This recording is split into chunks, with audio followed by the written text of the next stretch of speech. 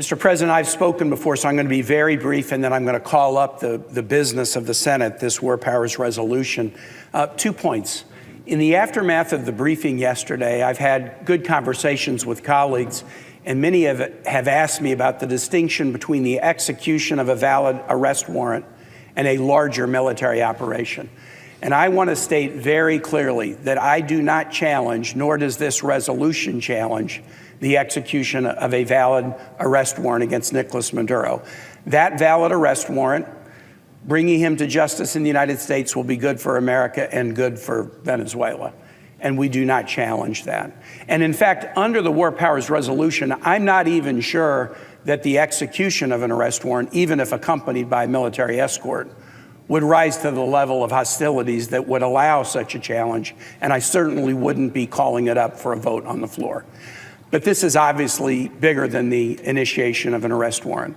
From the beginning on September 2nd, the striking of Venezuelan boats in open waters, the amassing of naval assets around Venezuela, the president's authorization of covert activities, the seizure of ships, the coordinated attack of the 150 aircraft that not only extracted President Maduro and his wife, but also bombed sites around the countries. This is bigger than an arrest warrant. More than 200 enemies have been killed. U.S. troops have been injured, 2 are still hospitalized, and now we understand after the hearing yesterday and what's been made public, this will go on for a long period of time. The seizure of oil, the dictation of terms about elections and the politics of Venezuela will go on for years. This is not an attack on the arrest warrant, but it is merely a statement that going forward, U.S. troops should not be used in hostilities in Venezuela without a vote of Congress, as the Constitution requires. The second point I'll make, Mr. President, is this. We're all humans in this place, and one of the things we try to do is minimize votes that we might regret. And it's impossible to eliminate those. We're humans, and we cast thousands of votes, even in a single term in the Senate, and there will be some we might look back on and feel like, oh, maybe we should have done this differently. The most likely vote where regret would be most painful is a vote on matters of war. And I just want to assure my colleagues, here is something I can guarantee you. No one has ever regretted a vote that just says, Mr. President, before you send our sons and daughters to war, come to Congress. That is a vote that no one has ever regretted and no one will ever regret. And with that, Mr. President, pursuant to Section 601B of the International Security Assistance and Arms Control Act of 1976, I move to discharge the Committee on Foreign Relations from further consideration of SJ Res 98, to direct the removal of the United States Armed Forces from hostilities within or against Venezuela that have not been authorized by Congress. Mr. President, first I want to thank Senators Kaine for his great leadership on this issue, Senator Schiff, Senator Paul, for working with me on this resolution. If there was ever a moment for the Senate to find its voice, it is now. The Senate must act to stop Donald Trump's folly. Today, the Senate must assert the authority given to it in the Constitution on matters of war and peace. And we must send Donald Trump a clear message on behalf of the American people: no more endless wars. If any of my colleagues, if any of the American people doubted what Trump was up to, here's what he said last night to the New York Times. They asked him, how long are we going to stay in Venezuela? A month, 6 months, a year? Donald Trump said, quote, I would say much longer. Donald Trump's ready for an endless war in Venezuela and Lord knows where else. The American people are not. The American people want us to focus on the number one issue they face: the rising costs, that they can't afford the things they need, the affordability crisis. And instead, Donald Trump and too many of our Republican colleagues are saying, let us spend our treasure and maybe even American lives on Venezuela and other areas far afield. How can the American people watch this and not just groan and grimace and ache and fear when we try to do this kind of nation, when America has tried to do this kind of nation building, this kinds of regime replacement in the past, it's led to the American people paying the price in treasure and in blood. So now we have the opportunity to stop. We're very close. We urge our Republican colleagues to join us. Tell the American people you want to focus on what they care about. The cost of groceries, the cost of health care, the cost of electricity and other goods. The contrast between what's happening in the House and the Senate today is glaring. In the House, there will be, from what I am told, a good number of Republicans who will join in saying, extend the tax credits for 3 years. Leader Thune has even refused to put that on the floor.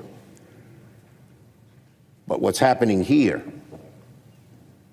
the ability, the strength, the constitutional authority of the Congress to say, no, no endless wars, no sending all our money down to Venezuela and Lord knows what other countries. Again, just look at this, my Republican colleagues. A year longer, I would say not. Here's what Trump said on oversight of Venezuela. He said it could last for years. They asked him, a year longer? He says, I would say much longer. How many of you want to see us bogged down in Venezuela for a whole bunch of years? If you don't want to see that, if you want to see us focused on the costs the American people are facing and reduce them, vote with us, vote yes on this very important resolution. I yield the floor. Mr. President, for months, the Trump administration claimed that its campaign of blowing up boats in the Caribbean was about stopping drugs like deadly fentanyl coming to the United States. Never mind that fentanyl doesn't really come from Venezuela. It comes from precursors made in China, and is predominantly smuggled in through Mexico. Never mind that there are well-established, well-practiced operations for interdicting drugs and apprehending alleged drug traffickers, not killing them. Never mind that we don't even have clarity on what was on these boats or who was on these boats and where they were headed. No, even as the U.S. military amassed unprecedented military firepower off the coast of Caracas that included multiple warships, thousands of troops, and the largest aircraft carrier ever put to sea, the administration still claimed this was about drug boats. You heard the administration say that time and time again to the public and to Congress. Until last weekend, when the objective became clear. This was about Venezuela's oil, and if we could have that, we would leave the drug-running regime in place, albeit with its number 2 corrupt leader instead of its number 1, Nicolás Maduro. The rightful leadership of Venezuela, Maria Corina Machado and her election surrogate Edmundo Gonzalez, the ones who won the last election there, would have no place, no role in the new government, because this was no more about democracy than it was about drugs. It was about oil. Just yesterday, the Secretary of Energy said that the United States intended to maintain significant control over Venezuela's oil industry, including by overseeing the sale of the country's production indefinitely. Indefinitely. And Donald Trump has promised to use the revenue from these oil sales to create a fund that he would control. He's literally meeting with oil executives on Friday to try to divide up the spoils of this military campaign. Now, some of my colleagues may believe that using the U.S. military to depose Nicolás Maduro and seize Venezuela's oil is well worth the risk to our troops and the danger of becoming mired down in that country. I disagree, but if that was the case, let them seek an authorization from Congress to do so. We have so many urgent problems that need addressing here at home. With life barely affordable for millions of Americans and the cost of living rising, with people struggling to cover the rent, with families barely able to afford the cost of groceries, to say nothing of the skyrocketing healthcare costs. But now, instead of putting Americans first, we are stepping into a foreign nation and promising to run it for the foreseeable future. An administration that had promised to end foreign wars has begun a new one. A president who had decried the use of force for regime change or to engage in nation building has just committed our country to both. No doubt Russia and China see opportunity in this American about-face. Russia to indict Ukrainian leaders and to seize them, and China to do the same in Taiwan. We are not only at risk of reestablishing the idea that might makes right and military conquest is acceptable in your sphere of influence, but the very real prospect of destabilizing a world order post-World War II that has made us safer and more prosperous. Now, when it comes to Congress's role in checking this president, in asserting its war powers given to us by our founders and the framers of our Constitution, if we do not assert this power, we will lose it, and not just to constrain this president, but any president, and for all time. The American people have said clearly and repeatedly they do not want us dragged into new foreign wars, especially wars of our own making. And we have the power to make good on that instruction. We are a co-equal branch of government and the only branch endowed with the power of the purse and the power to declare war or to refuse to do so. But if we do not assert these powers, if we don't stand up not just for our branch of government, but for the American people, there is no telling and no stopping what comes next. Because the administration has made it clear that Venezuela is the opening salvo. Will it be Cuba next, or Colombia, or Mexico, or Greenland, for crying out loud? This is the moment where we need to stand up and exercise our powers as part of the government that is closest to the people, to make it clear that no president can commit our military forces absent an attack on our country or imminent threat of invasion without the approval of Congress, and certainly not to help industry chase new profits or revenue in oil or minerals around the globe. We have a duty to our constituents, to our Constitution, and to posterity. Let us uphold it. Vote yes on the resolution. And with that, Mr. President, I yield back. Mr. President, fellow senators, we're about to vote on a war powers resolution, which is becoming common around here, and way too common, as a matter of fact. But I think the first thing we ought to talk about is what we're actually doing here from a 30,000-foot standpoint, as far as what the resolution actually says. As usual, there's a lot of setup in here, but there's 2.5 lines that says what we're trying to do here. Not we, what the other side is trying to do here. And it says, Congress hereby directs the President to terminate the use of the United States Armed Forces for hostilities within or against Venezuela. Let me say that again. We're directing the President to terminate the use of armed forces for hostilities within or against Venezuela. There isn't anybody that has any information that the President is using armed forces against Venezuela. He did for about 47 minutes this last weekend, but he is not in the process of doing this. And the resolution says that he should stop it. He's not doing it. Now, if the resolution were drawn to say, President, you can't do this anymore, that would actually have some effect, or attempt to have some effect. It would be unconstitutional, unenforceable. But to tell him to not do something or to stop doing something he's not doing is nonsense. The effect of this is to slap the President of the United States in the face. That is the only effect that this vote can have. It can have no practical effect because it's trying to stop something that isn't going on. So, we are again here considering this War Powers Resolution to remove the troops from a foreign country where they do not exist. The War Powers Act was created as a way to address the continuing deployment of U.S. forces into hostilities or in hostilities. There is no continuing deployment of U.S. forces in hostilities.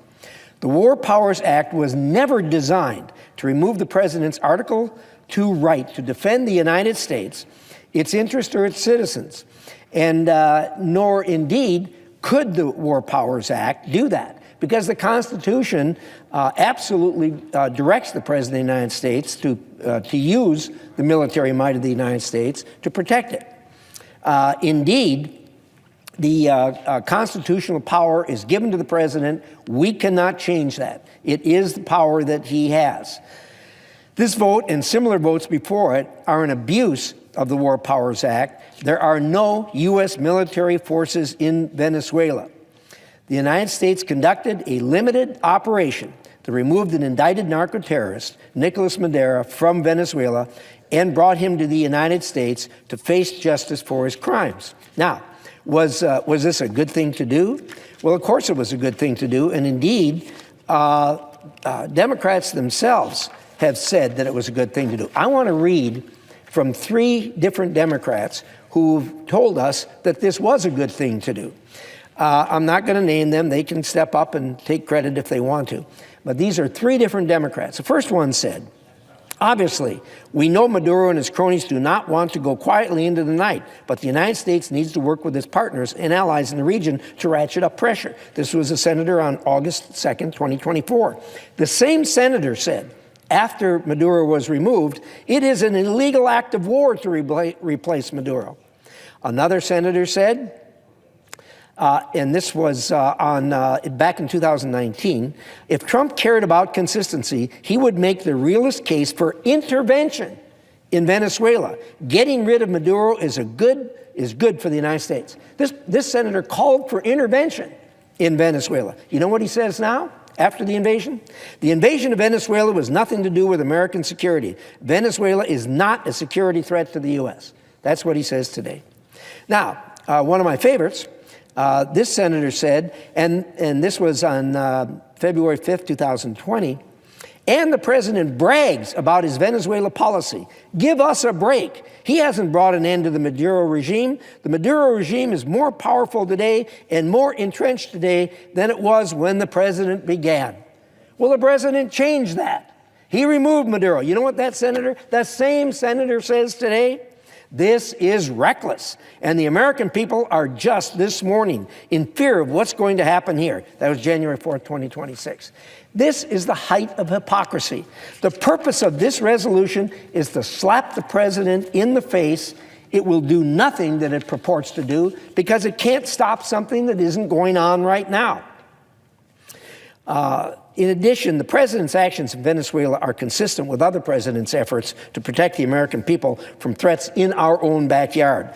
President George H.W. Bush authorized limited military operations to arrest Panama's Manuel Noriega and bring him to the United States to stand trial for drug-related charges, just as President Trump's done with Maduro. In that case, President Bush deployed more than 9,000 troops, and they fought for 2 weeks on the ground in Panama before they got their hands on Noriega. At that time, both Republican and Democrat leaders of the Senate praised this move. Compare that to what happened here. There were only about 200 troops involved, and they were engaged for 47 minutes. And yet, all of a sudden, this is a horrendous problem.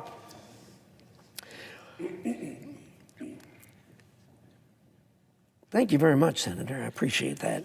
When you're in the business of flooding drugs into the United States, drugs that kill our children and hurt our country and destabilize our hemisphere in violation of U.S. law, and when you invite in Russia, China, and Iran to set up shop right in our backyard and do the things that they're doing, there's going to be a price to pay. Maduro is paying that price today. But unlike the former president, President Trump demonstrated he is a man of action. He was decisive and did what he promised the American people he would do, and that is to keep them safe. Now Democrats are reversing their position on Maduro's removal to criticize the president. The president's decision was the right call. Let's acknowledge that fact. Let's celebrate that fact. Let's resolve that the president of the United States is to be commended for what he did. My fellow senators, vote no on this resolution. This is nothing more than a slap in the face of the President of the United States. It cannot accomplish something that does not exist. I yield the floor. Mr. President, for 4 months, my Democratic colleagues and I have come to the floor to warn against President Trump's military operations in South and Central America. We've pointed out that his boat strike campaign was strategically incoherent, legally questionable, and ultimately not about narco trafficking at all. We have argued that the administration's shifting legal justifications, refusal to give Congress straight answers, and in particular, the failure of the Department of Defense to provide information to Congress which is required by law. All of these things, together with a massive military buildup, pointed toward something larger than narco trafficking. Indeed, we warned that these actions were always directed at the government and economy of Venezuela. That campaign has now culminated in a military raid on Caracas, the capture of Nicolás Maduro and his wife, and President Trump's extraordinary declaration that the United States will run Venezuela and seize control of its oil reserves. Let me be very clear about something at the outset. Nicolás Maduro is a brutal dictator who has destroyed Venezuela's economy, crushed democratic opposition, and fostered widespread corruption. He will not be missed.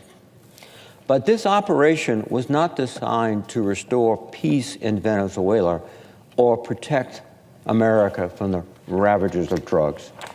Indeed, Mr. President, this operation is not about democracy. It is not about the suffering of the Venezuelan people. It is not even about narco trafficking, despite the administration's killing more than 100 people in its strikes on alleged drug boats. In the president's own words, this campaign is simply about seizing Venezuela's oil and profiting from it. The people of Venezuela have suffered extraordinary hardship under the Maduro regime. They have voted in multiple elections for new leadership and have been denied their choice through fraud and repression. After everything they have endured, the people of Venezuela deserve to choose what happens next in their country. They do not deserve to have their future dictated by President Trump, Secretary Rubio, or anyone else in Washington. Yet, that is precisely what this administration plans to do. The plan presented by the White House is to simply force the remnants of the Maduro regime to grant the United States exclusive access to Venezuelan oil or face the consequences of a blockade. That's it. That's the plan. Not in the plan, positive change for the people of Venezuela. There is no framework for elections or democratic transition. No serious assessment of the rival political factions inside Venezuela. Factions that have been waiting for precisely this moment to seize power. And I've seen no contingency plan for what happens when China, Russia, Iran, or Cuba, nations with deep economic interests in Venezuela, decide to block or back proxy groups in a country we have just destabilized. Nor have I heard any proposal for the next steps for countering narco trafficking.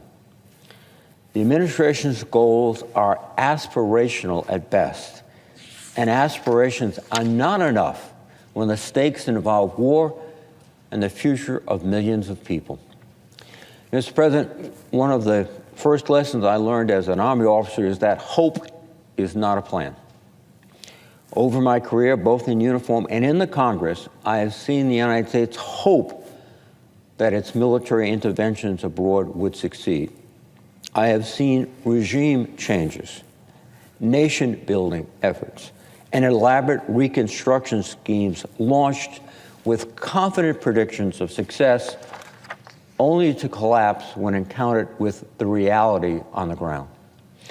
And the reality is this: when we rely on the United States military as our primary tool of foreign engagement, we generally set ourselves up for failure. We have persistently misunderstood and misjudged the cultures, histories, and politics of the nations in which we have intervened, because we assume military might is enough. We imagine outcomes that align with our military and economic objectives, but are surprised when those outcomes fail. We consistently fail to plan for the day after. Unless the Trump administration gets serious, Venezuela will be no exception. This isn't about our military capabilities. We have the most formidable fighting force the world has ever seen. And I am proud and frankly not surprised that all elements of our military work together to successfully execute such a dangerous and difficult mission in Caracas. The skill, professionalism, and courage are beyond question of these men and women. But military capability is not the same as strategic wisdom. The ability to achieve tactical objectives does not guarantee beneficial long-term outcomes. And executing a successful raid does not constitute a plan for governing a nation of 28 million people. Congress exists to provide oversight and scrutiny of the executive branch, not to cheer from the sidelines. I commend our servicemen for their performance last weekend, but I am deeply concerned by the Trump administration's lack of serious planning for the next phase. That is why this war powers resolution is necessary. The Constitution vests the power to authorize war in Congress, not the president. President Trump has claimed this was just a law enforcement mission, and that's absurd. No matter how he describes it, the president waged war on a foreign nation without authorization, without notification to Congress, and without any explanation to the American people about what this operation will cost or what success will look like. This is a profound constitutional failure, and it must be corrected. Mr. President, I hope I'm wrong about these dangers ahead. I hope this administration is right and the transition in Venezuela proceeds smoothly. I hope the Venezuelan people embrace this outcome and see their lives improve quickly. I hope that violent factions in Venezuela choose peace over conflict. I hope the economic recovery for the people of Venezuela justifies this enormous gamble. But as I said before, hope is not enough. And history suggests we should prepare for a far more difficult reality. The question before us is whether Congress will fulfill its constitutional duty or whether we will abdicate our responsibility and allow this president to commit American military resources, credibility, and potentially American lives to an open-ended entanglement without authorization or accountability. And I urge my colleagues to support this resolution. And with that, Mr. President, I would yield.